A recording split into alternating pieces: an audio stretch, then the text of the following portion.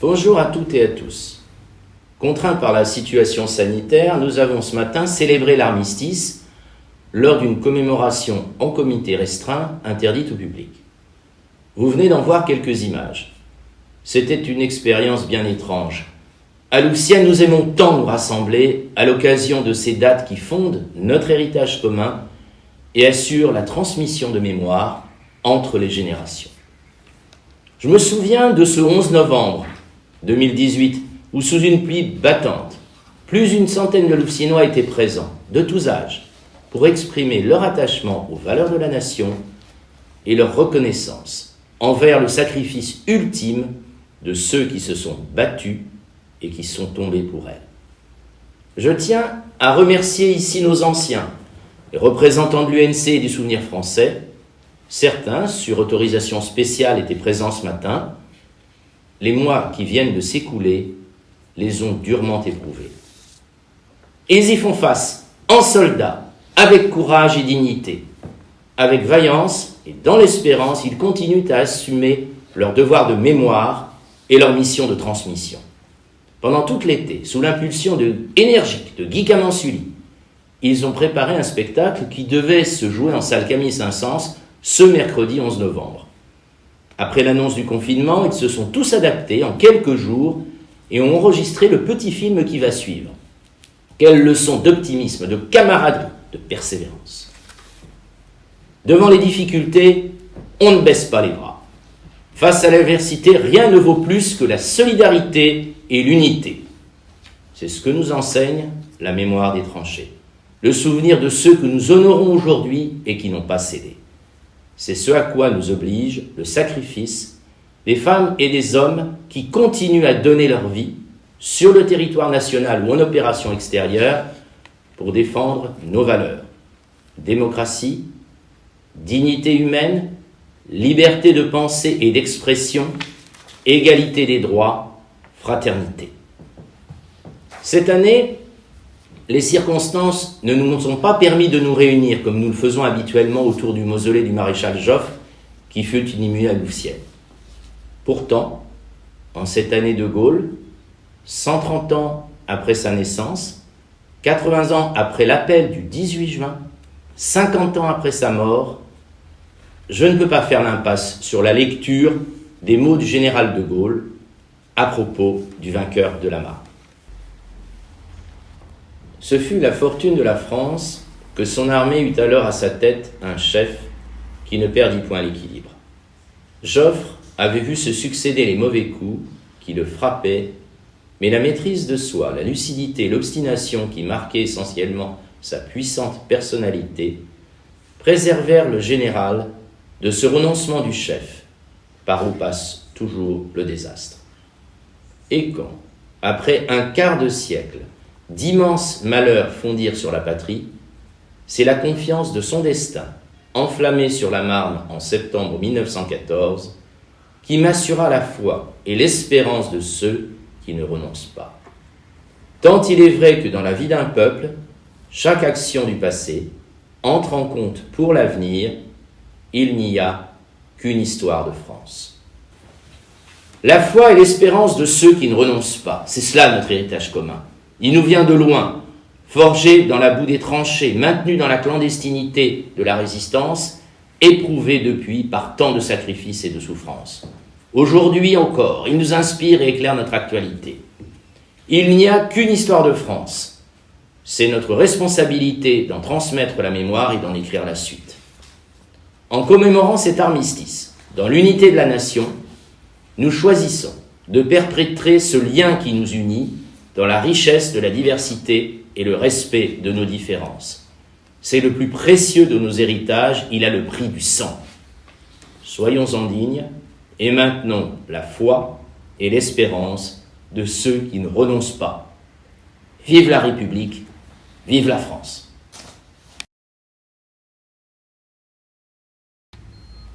Nous sommes le 11 novembre 1920. L'armistice a été signé il y a 2 ans dans la clairière de Rotonde. La paix est revenue. Le traité de Versailles a été signé en mai 1919 et la France pense ses blessures. Elle s'occupe de ses blessés, Elle entoure d'amour ses enfants et d'affection ses veuves, nombreuses, par centaines de milliers. Et tout le monde pense que la vie tout à fait normale va reprendre son cours, la joie et le bonheur sont là. Les gens sont heureux. L'Allemagne a été décimée par la guerre. La famine règne dans ce pays. Mais néanmoins, il y a un esprit de revanche chez les Allemands et des vents mauvais vont petit à petit souffler sur l'Europe et sur notre pays, bien sûr. En Allemagne, c'est la montée du révisionnisme qui va conduire au nazisme, et en Russie, c'est le bolchevisme. Et puis les États-Unis prennent quelques distances avec nous, et puis enfin, on voit poindre à l'horizon l'arrivée de la Société des Nations. C'est à ce panorama que je vais vous convier durant quelques minutes, pétri d'histoire, pétri de poésie, pétri de musique. À tout à l'heure. Année 1920. Le conflit est fini, sinon définitivement réglé. Plus jamais cela, proclame-t-on partout. La croissance économique redémarre. On rêve d'un monde nouveau. Après la belle époque, avant la guerre, voici les années folles, les années 20. Ce n'est pas spécial à la France. Même phénomène aux États-Unis, d'où beaucoup de choses, d'ailleurs, nous viennent. Le jazz, des écrivains comme Hemingway, Scott Fitzgerald, Henry Miller. Nous arrive aussi Joséphine Baker qui chante en 1925 « J'ai deux amours, mon pays et Paris ». De nouveaux rythmes apparaissent, le charleston, le tango, la musique noire, de nouveaux mouvements aussi, le dadaïsme, le surréalisme qui tentent des écrivains. Pour illustrer ce monde qui se voudrait nouveau, serein et joyeux, je me contentais d'évoquer une comédie musicale, Dédé, jouée presque sans interruption de 1921 à 1925. Et dans cette comédie musicale, il y a une chanson que Maurice Chevalier devait chanter durant toute sa longue carrière. Je vais essayer, à mon tour, de vous la chanter. Dans la vie, faut pas s'en faire, moi je ne m'en fais pas. Toutes les petites misères seront passagères, tout ça s'arrangera. Le 11 novembre 1918, les armes se sont tues. Il s'agit de faire la paix, plus difficile que de faire la guerre, dira Clémenceau.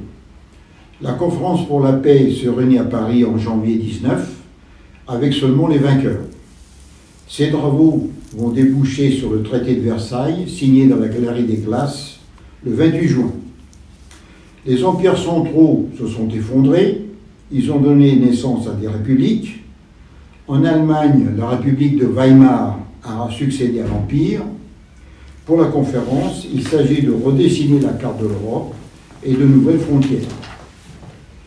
Les acteurs clés de la conférence sont Woodrow Wilson, président des États-Unis, Lloyd George pour l'Angleterre, Orlando pour l'Italie et bien entendu Clémenceau pour la France. Wilson impose ses vues, en particulier ses fameux 14 points, qui sont la base de la Société des Nations, la SDN. Les 26 premiers articles sur les 440 que comporte le traité se réfèrent à la SDN. Ratifier le traité, c'est accepter d'être membre de la SDN, à condition, bien entendu, d'être vainqueur. Les États-Unis ne ratifient pas le traité et ne seront donc jamais membres de la SDN, ce qui est un mauvais départ pour cette association. Les États-Unis sont obligés de ratifier le traité sous peine de voir l'Allemagne envahie. C'est la menace que fait peser Clémenceau.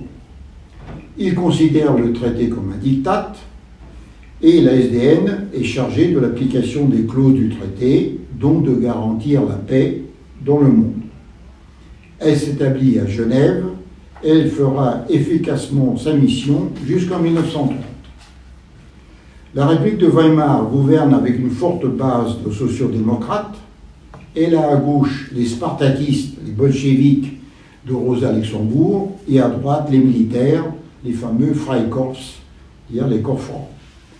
Droite et gauche vont s'affronter violemment jusqu'en 1924. Violence et meutes se succèdent. Les militaires massacrent les spartakistes en janvier 1919, dont Rosa Luxembourg. Adolf Hitler fonde le parti nazi en février 1920. Son putsch, dit de la brasserie, en novembre 1923 à Munich échoue. L'armée tire, il y a des morts. Hitler est condamné à 5 ans de prison. Il en profite pour écrire Mein Kampf, mon combat, où il expose son idéologie, l'idéologie nazie.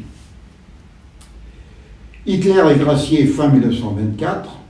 À ce moment-là, Hitler est politiquement fini. Sa traversée du désert va durer jusqu'en 1930. Le parti nazi est un tout petit parti avec moins de 33% de l'électorat. Et pendant cette période 1924-1930, l'Allemagne se relève grâce aux crédits que lui octroient les États-Unis, parfois des crédits à 3 mois. Et grâce aux efforts de Gustav Stresemann et de Aristide Briand, elle refait surface sur le plan diplomatique.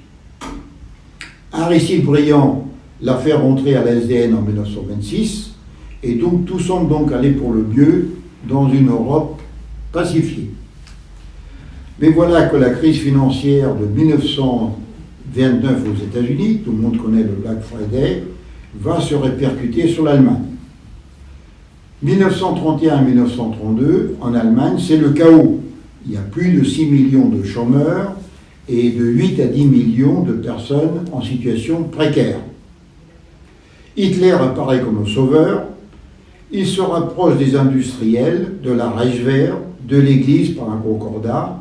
C'est fini d'être le chef de gang qui se repose sur la SS et la SA.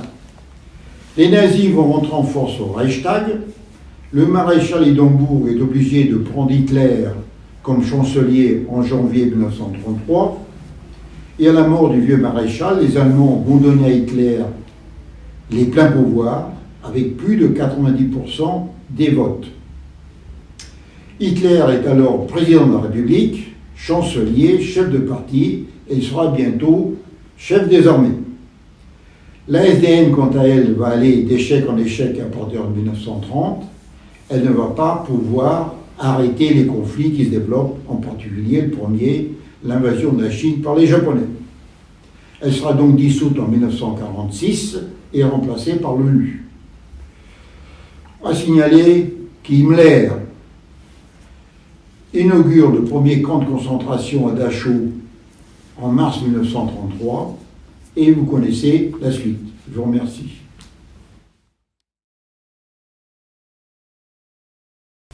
Les poètes et la guerre 14. Les poètes, bien entendu, ont participé à la guerre. La guerre, c'est une expérience à la fois tragique et exaltante. Elle est détestable, certes, mais c'est aussi une source d'inspiration. Certains, qui n'étaient pas citoyens français, ont participé eux-mêmes à la guerre et se sont même engagés pour la faire.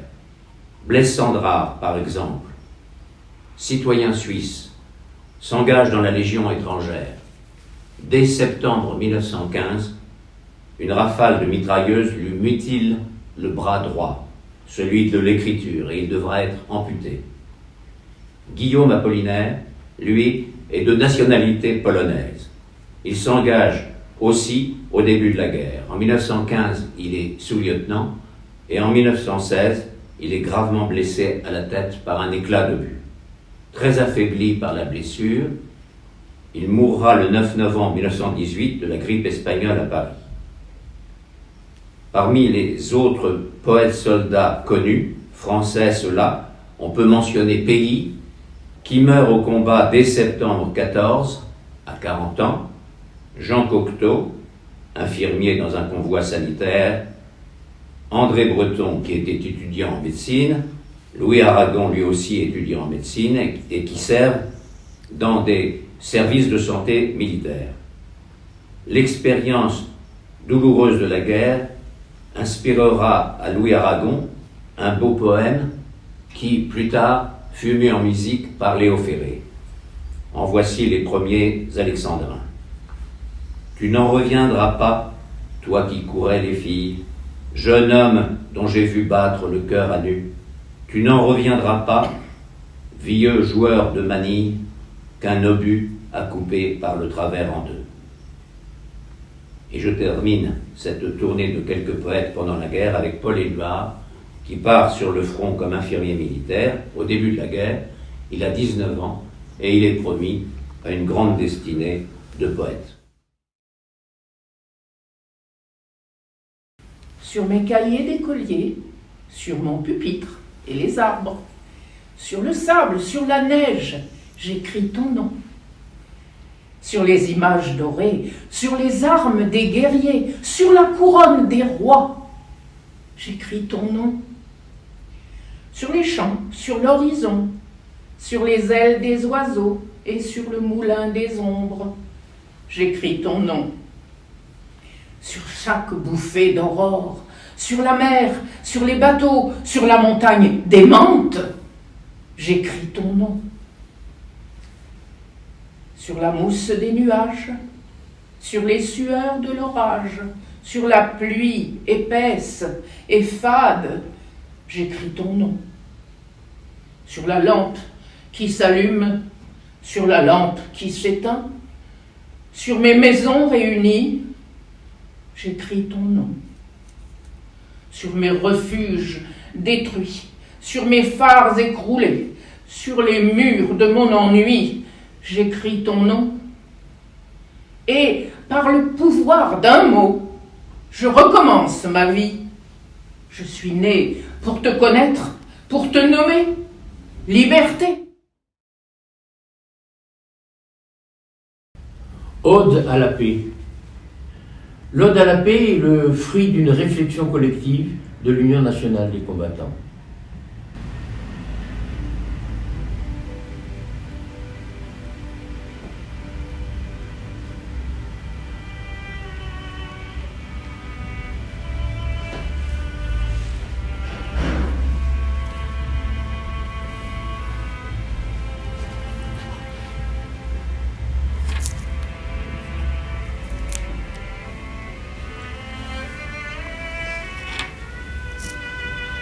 Nous, hommes de cette terre, sommes la tempête et l'éclaircie.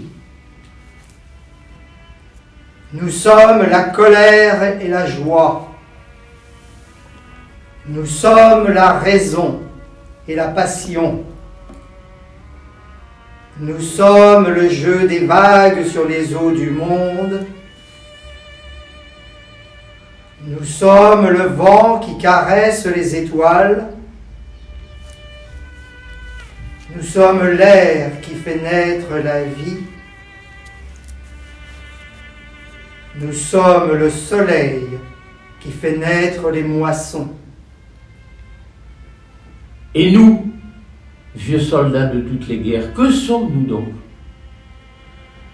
Contre les égoïsmes et le mépris, soyons la fraternité. Contre la barbarie, nous voulons la paix du monde. Contre la lâcheté et la démission, soyons la fidélité. Contre le mensonge, engageons-nous pour la vérité. Et contre ce monde qui se déchire, battons-nous pour la justice. Contre l'oubli qui efface, soyons la mémoire de notre histoire.